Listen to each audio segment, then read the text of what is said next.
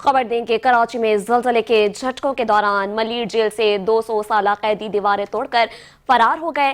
कैदियों ने पुलिस एहलकारों से असलहा छीन कर फायरिंग की। फायरिंग के दौरान एक कैदी हलाक जबकि 5 जख्मी हो गए। 3 FC के एहलकार भी जख्मी हुए।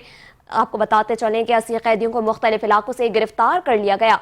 9 मुश्तबा अफराद को भी हिरासत में ले लिया गया है। ज़लज़ले के झटकों के बायस कैदियों को बैरिक से बाहर निकाला गया था। वज़ीर जेल सिंध अली हसन जरदारी ने मलीर जेल से कैदियों के फरार की खबरों का नोटिस ले लिया और IG जेल और DIG जेल से रिपोर्ट तलब कर ली है।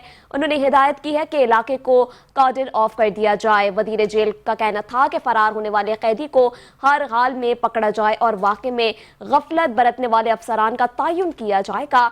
DIG जेल हसन सहतू और SSP मलीर काशिफ अब्बासी ने मीडिया से गुफ्तगू करते हुए कहा कि डिस्ट्रिक्ट जेल मलीर से फरार होने के बाद दोबारा गिरफ्तार किए जाने वाले कैदी सुखन थाने के लॉकअप में रखा गया है।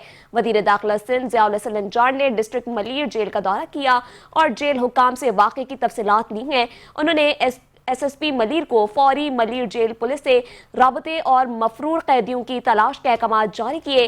जिला सतह पर इंतहाई मरबूत और मौसर इकदाम के जरिए मफरूर कैदियों की गिरफ्तारी की हिदायत जारी की।